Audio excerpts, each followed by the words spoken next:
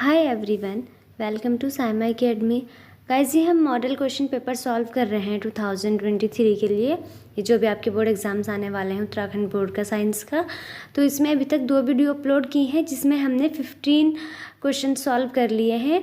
और इस वीडियो में क्वेश्चन नंबर 16 से 20th क्वेश्चन तक हम सॉल्व करेंगे। तो अब स्टार्ट करते हैं अपने क्वेश्चन सॉल्व करना।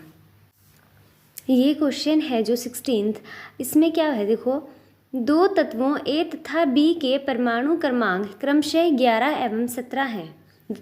The two elements A and B have atomic numbers 11 and 17 respectively. ठीक है, इन्फॉर्मेशन दी है, 2 एटॉमिक नंबर हैं, एक को ए माना है, 2 एटम्स हैं, एक को ए माना है, एक बी। उनकी जो एटॉमिक नंबर है, एक का 11 है और दूसरे का 17 है।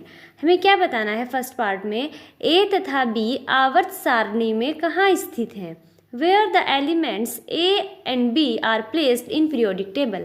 तो देखो, आपको ना फर्स्ट 1 से लेके 30 तक जो एटम्स हैं पीरियोडिक टेबल में, आपको उनके एटॉमिक नंबर और सिंबल के साथ याद होने चाहिए।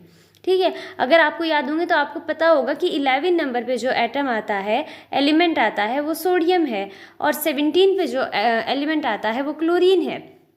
जब एटॉमिक नंबर पता होगा तो हम एलिमेंट्स का आराम से पता लगा पाएंगे। तो जो तत्व ए है वो सोडियम है क्योंकि उसका एटॉमिक नंबर 11 है, और तत्व बी क्लोरीन है क्योंकि उसका एटॉमिक नंबर 17 है। और ये सोडियम और क्लोरीन कहाँ है, दोनों आप पीरियोडिक टेबल में देखोगे तो तीसरे आवर्त में स्थित हैं। ये तत्व आवर्त सारणी के तीसरे आवर्त में स्थित हैं। इंग्लिश में देखो, एलिमेंट ए इज सोडियम 11 यानी कि एटॉमिक नंबर 11 है, and element B is chlorine जिसका एटॉमिक नंबर 17 है। These elements are placed in the third period of the periodic table. ये पीरियोडिक टेबल के थर्ड पीरियड में है ये एलिमेंट्स। ठीक है, सेकेंड पार्ट में इसमें क्या पूछा है, ए तथा बी की इलेक्ट्रॉनिक संरचना लिखिए। Write the electronic configuration of A and B. तो देखो, इलेक्ट्रॉनिक कॉन्फ़िगरेशन कैसे लिखना है, तो जो हमारा शेल होती है, कोश होती है, फर्स्ट शेल के अंदर 2 इलेक्ट्रॉन रह सकते हैं मैक्सिमम, सेकंड शेल के अंदर 8 रह सकते हैं, थर्ड के अंदर 18 रह सकते हैं। लेकिन कोई भी जो एटम है उसकी आउटर मोस्ट शेल में 8 से ज़्यादा इलेक्ट्रॉन नहीं रह सकते। ठीक है, तो अब कैसे लिखेंगे हम इनका इलेक्ट्रॉनिक कॉन्फ़िगरेशन, जैसे हमारे पास ये है Na यानी कि 11 सोडियम। फर्स्ट इसके अंदर 11 इलेक्ट्रॉन है, इसका मतलब अगर एटॉमिक नंबर 11 है तो फर्स्ट शेल में 2 इलेक्ट्रॉन रह सकते हैं, तो 2 आ जाएंगे। उसके बाद सेकंड शेल में मैक्सिमम 8 रह सकते हैं, तो 8 फिल हो गए, इसमें 10 हो गए सोडियम के, एक और बचेगा, वो आएगा थर्ड शेल में, तो 2 8 1 ये इसका इलेक्ट्रॉनिक कॉन्फ़िगरेशन होगा। इसी तरीके से क्लोरीन का 17 है, फर्स्ट शेल में 2 इलेक्ट्रॉन, 2 आ गए, 17 में से 15 बचे, सेकंड शेल में 8 इलेक्ट्रॉन आएंगे और थर्ड शेल के लिए बचेंगे 7। ठीक है, थर्ड शेल में हम जब 8 इलेक्ट्रॉन थर्ड शेल में कंप्लीट हो जाएंगे फिर फोर्थ शेल की तरफ जाएंगे। उसके बाद इसके अंदर थर्ड क्वेश्चन है, इन तत्वों में कौन धातु तथा कौन अधातु है, which is metal and which is non metal in these elements. तो इनमें जो सोडियम है वो धातु यानी कि मेटल है, और जो क्लोरीन है वो नॉन मेटल है, अधातु है। इसके बाद इसी क्वेश्चन में ऑप्शन में दे रखा है, चाहे आप ये वाला कर सकते हो, निम्नलिखित तत्वों के इलेक्ट्रॉनिक विन्यास कोशों में लिखिए, शेल में ही लिखना है। Write electronic configuration in shell of following elements. तो देखो, इनमें एलिमेंट का सिंबल दे रखा है और एटॉमिक नंबर दे रखा है। एटॉमिक नंबर का मतलब उसके अंदर उतने ही इलेक्ट्रॉन्स हैं। ठीक है, तो जब हमें इलेक्ट्रॉन पता है कितने हैं तो हम आसानी से उनको शेल में फिल कर सकते हैं। हमें पता है फर्स्ट शेल में मैक्सिमम 2 इलेक्ट्रॉन्स आएंगे, सेकंड में 8 आएंगे, और हम किसी भी जो आउटर मोस्ट शेल होती है उसमें 8 से ज़्यादा इलेक्ट्रॉन फिल नहीं करते। तो फर्स्ट Al का मतलब एल्यूमिनियम में 13 इलेक्ट्रॉन है, तो कैसे बनेगा, जब हम फर्स्ट शेल में 2 इलेक्ट्रॉन फिल करेंगे, सेकंड में 8, तो थर्ड में 3 आएंगे, 13 पूरे हो गए। इसी तरह से मैग्नीशियम में एटॉमिक नंबर 12 है, फर्स्ट शेल में 2 आएंगे, सेकंड में 8, 10 हो गए, बाकी 2 बचे वो थर्ड में जाएंगे, तो 2 8 2 इलेक्ट्रॉनिक कॉन्फ़िगरेशन हो गया, इलेक्ट्रॉनिक विन्यास हो गया। थर्ड में क्या है, क्लोरीन जिसका एटॉमिक नंबर 17 है, जो भी पीछे भी हमने देखा, फर्स्ट शेल में 2 इलेक्ट्रॉन, सेकंड में 8, 10 हो गए, बचे 7, वो थर्ड शेल में जाएंगे। तो ये हो गया इसका इलेक्ट्रॉनिक कॉन्फ़िगरेशन इस तरीके से। 17th क्वेश्चन है, अब प्रकाश की दिशा में पादप की अनुक्रिया होती है, चित्र द्वारा समझाइए। Plant response in the direction of light, explain with figure.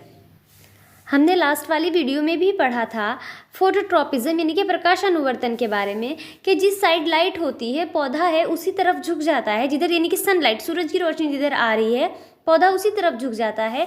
तो यही होती है जो पौधे की अनुक्रिया यानी कि प्लांट का रेस्पॉन्स है लाइट के डायरेक्शन में। तो इसको समझते हैं। देखो, प्रकाशानुवर्तन प्रकाश की दिशा में पौधे की अनुक्रिया है, यानी प्रकाश की दिशा में पौधा जो रिस्पॉन्स कर रहा है उसी को हम प्रकाशानुवर्तन कहते हैं। प्रकाश की अनुक्रिया में पौधों का एक विशेष दिशा में वृद्धि करना और झुकना प्रकाशानुवर्तन कहलाता है। यानी अगर जहाँ पे सूरज की रोशनी पड़ रही है, सूर्य का प्रकाश पड़ रहा है, पौधे का एक विशेष दिशा में यानी कि जिस दिशा में सूर्य का प्रकाश मिल रहा है पौधे को, उस दिशा में वृद्धि करना और उसी की तरफ झुक जाना, उसी को हम कहते हैं प्रकाशानुवर्तन। ये प्रकाशानुवर्तन धनात्मक भी हो सकता है और ऋणात्मक भी, यानी कि पॉजिटिव और निगेटिव दोनों हो सकता है। धनात्मक प्रकाशानुवर्तन में क्या होगा कि जो पौधे की अनुक्रिया है वो प्रकाश स्रोत की दिशा में होगी। जिधर से सूर्य का प्रकाश आ रहा है पौधा उस तरफ वृद्धि करेगा। जबकि ऋणात्मक प्रकाशानुवर्तन में ये प्रकाश स्रोत से दूर होती है। जैसे कि पौधे की जो जड़ है, अगर पौधे का जो ऊपर का भाग है वो सूरज के प्रकाश की तरफ मुड़ रहा है, जो जड़ है वो उससे दूर जाएंगी ना। तो जड़ दूर जा रही है सूर्य के प्रकाश से, क्योंकि जड़ तो क्या होती है, मिट्टी के अंदर जाती है ना। तो सूर्य के प्रकाश से दूर जा रही है, इसलिए वो निगेटिव यानी कि ऋणात्मक प्रकाशानुवर्तन होगा। इंग्लिश में देखो, phototropism is the plants response in the direction of light. Light के डायरेक्शन में प्लांट का जो रेस्पॉन्स है उसको हम फोटोट्रोपिज्म कहते हैं। The growing and bending of plants in a particular direction in response of light is called phototropism. Sunlight के रिस्पॉन्स में अगर प्लांट का कोई पार्ट ग्रो कर रहा है सनलाइट की तरफ या बेंड हो रहा है तो उसी को फोटोट्रोपिज्म बोलते हैं। फोटोट्रोपिज्म कैन बी नेगेटिव और positive. In positive phototropism the response of plant is towards the light source, ये लाइट सोर्स की तरफ होगा। While in negative phototropism it is away from the light source, तब ये light source से दूर होगा। देखो, जैसे हमको इसको फिगर से भी एक्सप्लेन करना है तो आपको इस तरीके से फिगर बनानी पड़ेगी। जैसे यहाँ पे है जो ये फर्स्ट वाली फिगर है, इसमें देखो ये एक गमला रखा है, इसके अंदर पौधा है, तो बिल्कुल ऊपर से लाइट पड़ रही है। जब ऊपर से लाइट पड़ रही है तो पौधा लाइट की डायरेक्शन में ग्रो कर रहा है, यानी कि बिल्कुल स्ट्रेट है, इरेक्ट है, लाइट की डायरेक्शन में सीधा है। लेकिन अगर हम यहाँ से लाइट सोर्स को बंद कर दें, फिर सेकंड वाली पिक्चर में दिखा रखा है, यहाँ से हमने एक इसमें अगर इस तरह से कट लगा दें, एक विंडो बना दें और इधर से अब लाइट जा रही है, तो अब पौधा सीधा ग्रो नहीं करेगा, अब ये लाइट सोर्स की डायरेक्शन में बेंड हो जाएगा। ठीक है, movement of shoot is bend towards the light. जो ये है प्लांट का जो अपर पार्ट है ये लाइट की तरफ बेंड हो गया, तो यही रिस्पॉन्स है प्लांट का लाइट के डायरेक्शन में। आई होप आपको ये क्लियर हो गया होगा। इसके बाद है हमारा 18th क्वेश्चन। ये देखो एक न्यूमेरिकल है। 600 वॉट अनुमत का कोई रेफ्रिजरेटर 8 घंटे प्रतिदिन चलाया जाता है। 20 दिन तक चलाने के लिए ऊर्जा का मूल्य क्या होगा? दर 3 रुपये प्रति किलोवाट घंटा, यानी 1 किलोवाट घंटा अगर ऊर्जा हम उपयोग कर रहे हैं तो उसकी कॉस्ट 3 रुपये है। A refrigerator of 600 watt power is run for 8 hours per day. What will be the cost of the energy to operate it for 20 days? Rate ₹3 per kilowatt hour. तो देखो हमें क्या दे रखा है, इसमें पावर दे रखी है रेफ्रिजरेटर की और टाइम दे रखा है। हमें उसकी पहले हमको निकालना पड़ेगा कि एनर्जी कितनी यूज़ की है। एनर्जी निकालनी है हमको किलोवाट घंटा में, किलोवाट आवर में, क्योंकि हमको कॉस्ट उसी में दे रखी है कि 3 रुपीज़ पर किलोवाट आवर। तो हमें एनर्जी निकालनी पड़ेगी। फिर जितनी एनर्जी है, यानी कि एनर्जी का मतलब है कि कितनी यूनिट है, कितनी किलोवाट घंटा है। 1 किलोवाट घंटा का मतलब 1 यूनिट होता है, फिर हम उसकी 3 से मल्टीप्लाई कर देंगे। तो देखो सबसे पहले हमारे पास पावर दे रखी है रेफ्रिजरेटर की 600 वाट। वाट दे रखी है, हमको किलोवाट चाहिए, तो वाट को किलोवाट में बदलने के लिए 1000 से डिवाइड करना पड़ेगा। जब 600 को 1000 से डिवाइड करेंगे तो ये आएगा 0.6 और यूनिट क्या हो जाएगी, किलोवाट। ठीक है, फिर टोटल ऑपरेशन आवर्स कुल टाइम कितना है, 8 आवर्स 20 डेज। तो टोटल आवर्स कितने हो जाएंगे, एक दिन में 8 आवर्स चल रहा है तो 20 डेज में कितने आवर्स चलेगा, 8 × 20 160 आवर्स हो जाएगा। तो वर्क डन कितना है, या टोटल इलेक्ट्रिकल एनर्जी जो हमने इस टाइम पे यूज़ की है हमारे रेफ्रिजरेटर ने, तो एनर्जी कैसे निकलेगी, E = P × T, यानी कि शक्ति गुना समय। शक्ति कितनी है 0.6 किलोवाट और टाइम कितना है 160 यानी कि 160 घंटा।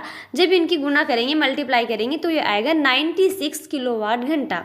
और 1 किलोवाट घंटा की कॉस्ट 3 रुपये है, तो 96 किलोवाट घंटा की कॉस्ट कितनी होगी, मल्टीप्लाई कर दो, ये आएगा 288, यानी इतनी कॉस्ट होगी, हमारी ऊर्जा का मूल्य इतना होगा।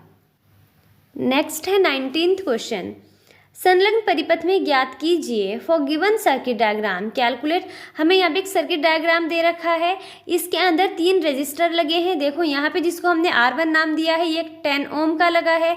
फिर यहाँ पे ये दो 20 ओम के जो रजिस्टर हैं, ये पैरेलल कॉम्बिनेशन में यानी कि समांतर क्रम में लगे हैं।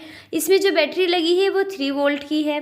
ठीक है, हमें इसमें कैलकुलेट करना है एक तो परिपथ का कुल प्रतिरोध, total resistance of the circuit, and second part में परिपथ में प्रवाहित कुल धारा, total current flowing in the circuit. तो सबसे पहले हमें क्या निकालना है, फर्स्ट पार्ट है जो हमारा टोटल रेजिस्टेंस यानी कि कुल प्रतिरोध निकालना है।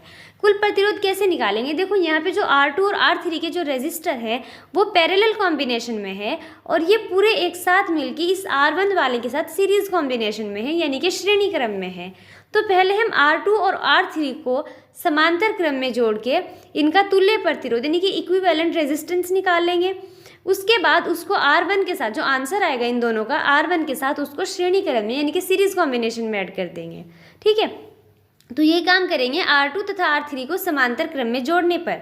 On adding R2 and R3 in parallel combination, parallel combination का फॉर्मूला क्या होता है, 1/R। यहाँ पे हमारा जो ये आएगा रेजिस्टेंस, इनको पैरेलल कॉम्बिनेशन में जोड़ के हमने उसको R डैश मान लिया।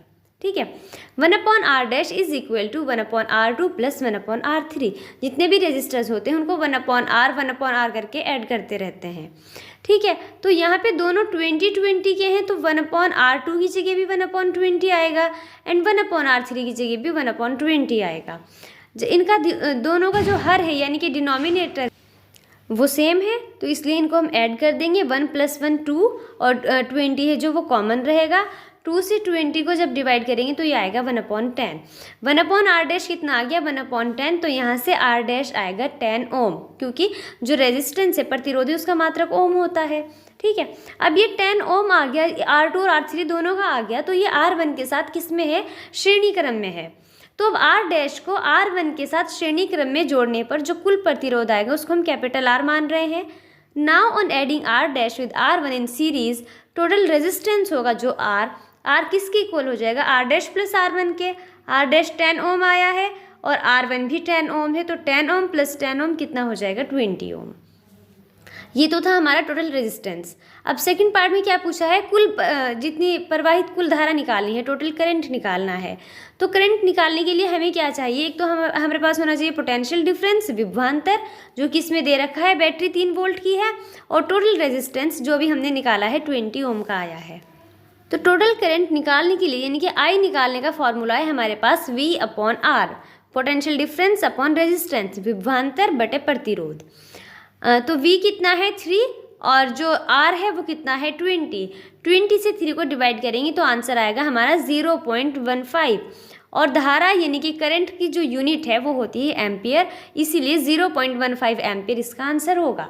आई होप आपको ये क्लियर हुआ होगा। ऐसे क्वेश्चन एग्जाम में लगभग हर बार आते हैं, तो आप इनकी ज़रूर प्रैक्टिस करिएगा।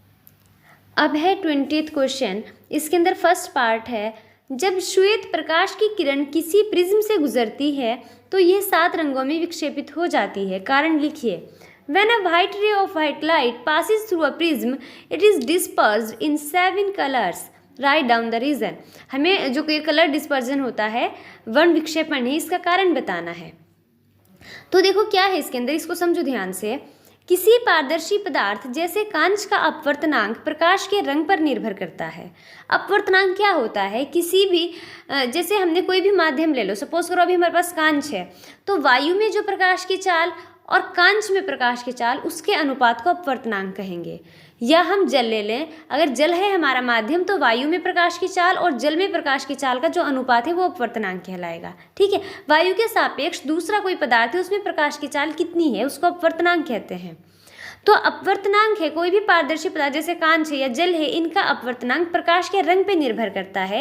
यानी कि प्रकाश के अंदर जितने रंग है, हर रंग के लिए अलग अपवर्तनांक होता है।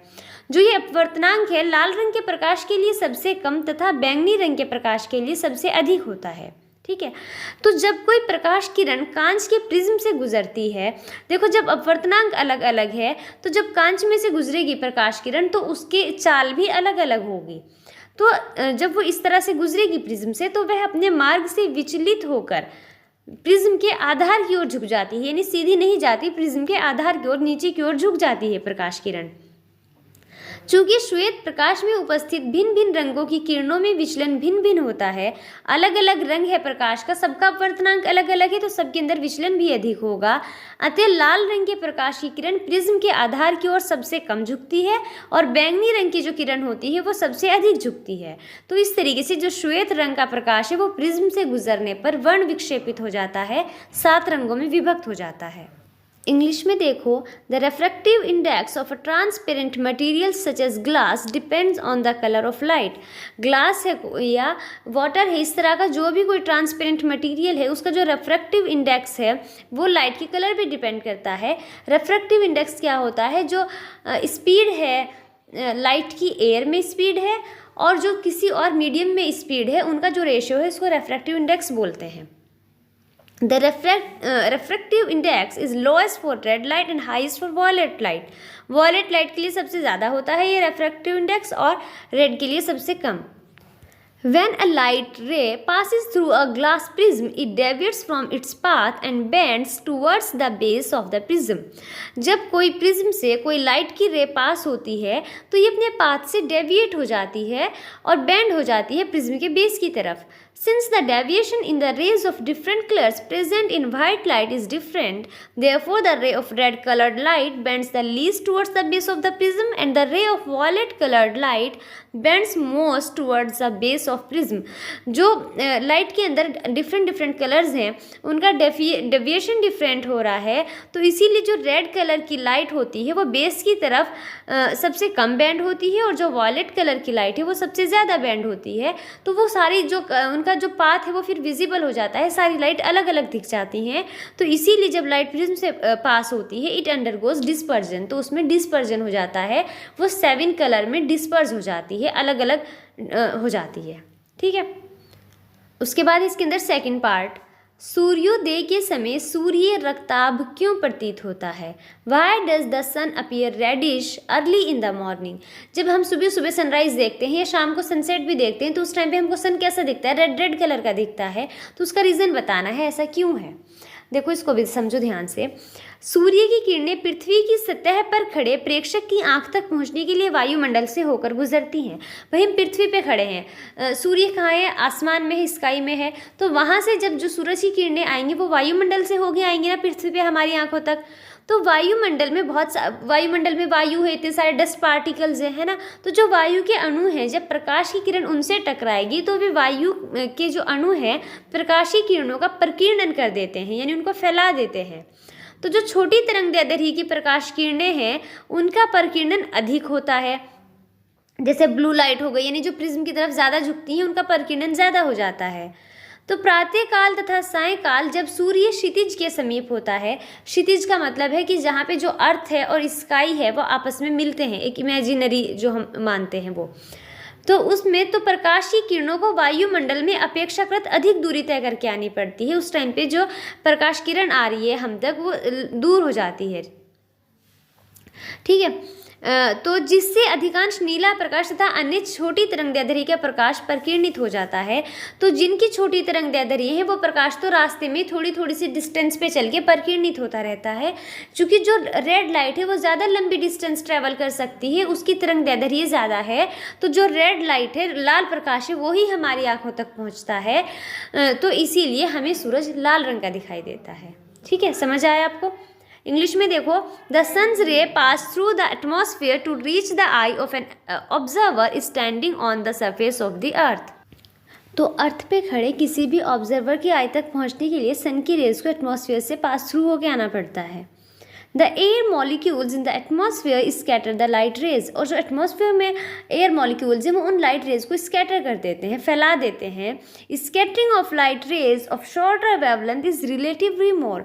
जिनकी वेवलेंथ शॉर्ट होती है, यानी जैसे कि वॉयलेट है, इंडिगो है, ब्लू है, इनकी वेवलेंथ शॉर्ट होती है तो ये इनका जो स्कैटरिंग है वो ज़्यादा होती है। When the sun is near the horizon in the morning and evening, देखो नून में क्या होता है, दोपहर में जो सन होता है बिल्कुल हमारे सिर के ऊपर होता है ना। तो उस टाइम पे क्या होता है, जो इस सन जो ये डिफरेंट कलर की लाइट्स हैं इनको हम तक पहुंचने के लिए कम डिस्टेंस ट्रैवल करनी पड़ती है। लेकिन जब ये हॉरिजन के टाइम होता है, सनराइज और हॉरिजन के पास होता है, सनराइज़ और सनसेट के टाइम पे, तो जो लाइट रेज है इनको हमारे तक आने के लिए रिलेटिवली लॉन्ग डिस्टेंस कवर करनी पड़ती है, जिससे जितनी भी अगर लॉन्ग डिस्टेंस कवर कर रहे हैं तो जितनी भी शॉर्ट वेवलेंथ की लाइट है वो तो थोड़ी थोड़ी डिस्टेंस पे आगे सब स्कैटर हो जाएंगी, बचेगी सिर्फ लॉन्ग वेवलेंथ वाली, है ना। तो जो लॉन्ग वेवलेंथ वाली है उनमें कौन सी लाइट ज़्यादा होती है, ऑरेंज है, रेड है, इनकी वेवलेंथ ज़्यादा होती है। तो the amount of red light that reaches the eye is more due to which the sun appear red. जो रेड लाइट, जो लाइट हम तक पहुंचती है उसमें रेड लाइट का अमाउंट ज़्यादा होता है, इसी वजह से जो सन है हमको रेडिश दिखाई देता है। क्लियर आपको ये? अब देखते हैं नेक्स्ट। इसके अंदर सेकंड पार्ट है, यानी कि ऑप्शन में दे रखा है, आप चाहे वो वाले दो कर लो उसमें से के और चाहे ये वाला कर लो, इसके अंदर भी दो पार्ट हैं। तो इसमें क्या है, फर्स्ट टिंडल प्रभाव क्या है, व्हाट इज़ टिंडल इफेक्ट। ये हमने 10th क्लास 9th में भी पढ़ा हुआ है और जूनियर क्लासेस में भी आता है। टिंडल इफेक्ट क्या होता है, देखो, पृथ्वी का वायुमंडल सूक्ष्म कणों का एक विषमांगी मिश्रण है। वायुमंडल यानी कि जहाँ पे वायु है पृथ्वी के जिस भाग पर वो वायुमंडल है। विषमांगी मिश्रण क्यों है, उसमें बहुत सारी गैसें हैं, धुआं, धूल, है ना, ये सब चीज़ें हैं। तो इन कणों में धुआं, जल की सूक्ष्म बूंदें, धूल के निलंबित कण और वायु के अणु, ये सब होते हैं। जब कोई प्रकाश किरण पुंज ऐसे महीन यानी कि ऐसे बारीक कणों से टकराता है तो उस प्रकाश किरण पुंज का मार्ग दिखाई देने लगता है। यानी हमको जिस तरीके से यहाँ पे मैंने जो पिक्चर लगा रखी है आपको ये दिख रहा है, इसके अंदर ये जो प्रकाश नज़र आ रहा है आपको किस तरीके से आ रहा है, यही टिंडल प्रभाव होता है।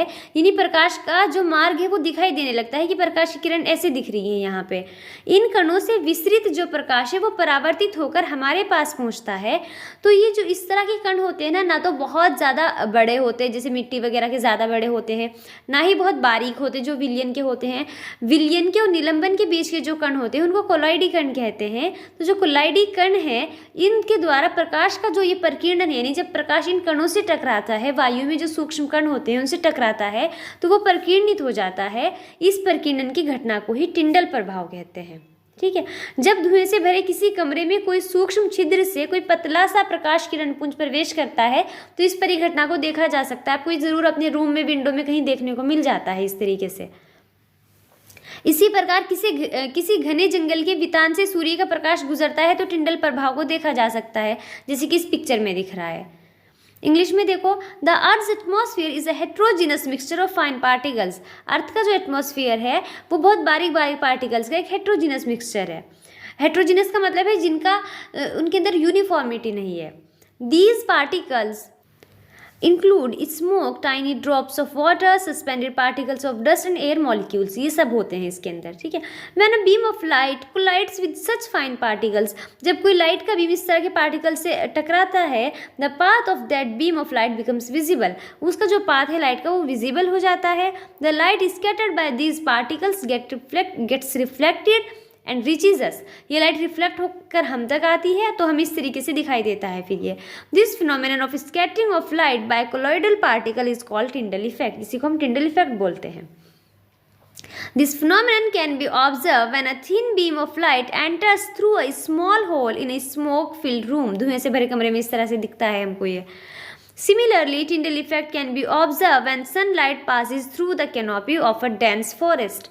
समझ आया आपको? मैंने हिंदी में भी इसी तरीके से समझाया था, बस लैंग्वेज डिफरेंट है, बाकी वही चीज़ है सब। अब ये इसका सेकंड पार्ट है और इस वीडियो का लास्ट क्वेश्चन भी है। देखो, नेत्र की समंजन क्षमता से क्या अभिप्राय है? What is meant by power of accommodation of the eye? Eye के अकोमोडेशन पावर किसे कहते हैं? तो देखो, जो हमारा आई लेंस है यानी कि जो अभिनेत्र लेंस है वो रेशेदार जेलीवत पदार्थ का बना होता है, जेली की तरह का एक पदार्थ होता है उसका बना होता है। इसकी वक्रता में कुछ सीमाओं तक पक्षमाभी पेशियों द्वारा रूपांतरण किया जा सकता है। आपने पिक्चर में देखा होगा, जो हमारा अभिनेत्र लेंस है ये, इसके ऊपर और नीचे वो होती है पक्षमाभी पेशियाँ। तो वो पेशियाँ क्या करती है, इसकी वक्रता में थोड़ा बहुत चेंज कर सकती हैं एक लिमिट तक। तो अभिनेत्र लेंस का जो ये वक्रता में चेंज हो रहा है, वक्रता में परिवर्तन होता है, जब ये वक्रता में परिवर्तन होगा तो उसकी फोकस दूरी भी परिवर्तित हो जाएगी। ठीक है। तो जब पेशियाँ शिथिल होती हैं यानी कि लूज होती हैं तो जो लेंस है ये पतला हो जाता है। जिससे इसकी फोकस दूरी बढ़ जाती है। यानी कि जब लेंस पतला होगा, पेशियाँ शिथिल होंगी तो लेंस पतला होगा, और लेंस पतला होगा तो फोकस दूरी बढ़ेगी, और फोकस दूरी बढ़ने से क्या होता है, हमें दूर की चीज़ें क्लियर दिखाई देती हैं तथा हमें दूर रखी वस्तुओं को हम स्पष्ट देख पाते हैं। जब हम आँख के पास की वस्तुओं को देखते हैं, यानी जो पास रखी है, तो ये पक्षमाभी पेशियाँ हैं, ये सिकुड़ जाती हैं। जब ये सिकुड़ेंगी तो लेंस मोटा होगा, और मोटा होने से वक्रता बढ़ेगी, और वक्रता बढ़ने से फोकस दूरी घट जाएगी। फोकस दूरी घटेगी तभी तो हमें पास की चीज़ें नजर आएंगी। जब हम दूर की चीज़ देखते हैं तो हमारी फोकस दूरी बढ़ना ज़रूरी होता है, और जब पास की देखते हैं तो फोकस दूरी का घटना ज़रूरी होता है। जब फोकस दूरी घटेगी तो हमें पास रखी वस्तुएं स्पष्ट दिखेंगी। तो अभिनेत्र लेंस की वह क्षमता जिससे वह अपनी फोकस दूरी को समायोजित कर लेता है, यानी कि एडजस्ट कर लेता है, यही जो अभिनेत्र लेंस की ये जो पावर है, इसी को समंजन क्षमता कहते हैं। ओके, इंग्लिश में देखो, the eye lens is made of fibrous jelly like substances. ये जेली लाइक सब्सटेंस से बना होता है। Its curvature can be modified to some extent by the ciliary muscles. जो सिलियरी मसल्स होती हैं उनकी हेल्प से कुछ एक्सटेंट तक, कुछ लिमिट तक इनको हम मॉडिफाई कर सकते हैं, मतलब जो आई लेंस है वो कर सकता है। When the curvature of the when the curvature of the eye lens changes, जब जो आई लेंस है उसका कर्वेचर चेंज होता है, it's focal length also changes, तो उसकी फोकल लेंथ भी चेंज हो जाएगी। तो जब मसल्स रिलैक्स्ड होती हैं तो लेंस थिन हो जाता है, बारीक पतला हो जाता है। जब वो पतला होगा तो उसकी जो फोकल लेंथ है वो बढ़ेगी, और फोकल लेंथ बढ़ेगी तो हमें जो डिस्टेंट ऑब्जेक्ट्स हैं, दूर की रखी चीज़ें हैं, वो क्लियरली विजिबल होंगी। और जब हम जो क्लोज है, हमारी आई के क्लोज ऑब्जेक्ट्स रखे हैं, जब हम उनको देखना चाहते हैं तो जो ये सिलियरी मसल्स हैं ये कॉन्ट्रैक्ट हो जाती हैं और लेंस थिकर हो जाते हैं, ज़्यादा मोटे हो जाते हैं, तो जो उनका कर्वेचर है वो बढ़ जाता है। कर्वेचर बढ़ेगा तो जो फोकल लेंथ है वो डिक्रीज़ हो जाएगी, और जब फोकल लेंथ डिक्रीज़ होगी तो हमें क्लोज रखे हुए जो ऑब्जेक्ट्स हैं वो क्लियरली विजिबल हो जाएंगे। ठीक है, तो जो ये एबिलिटी है आई लेंस की अपनी फोकल लेंथ को एडजस्ट करना, इसी को बोलते हैं पावर ऑफ अकोमोडेशन। इस वीडियो में इतना ही। अगर आपको वीडियो अच्छी लगी है तो लाइक ज़रूर करिएगा, और अगर कोई डाउट है तो आप कमेंट सेक्शन में पूछ सकते हैं बिना किसी झिझक के, और चैनल को सब्सक्राइब करना मत भूलिएगा। Thank you so much for watching.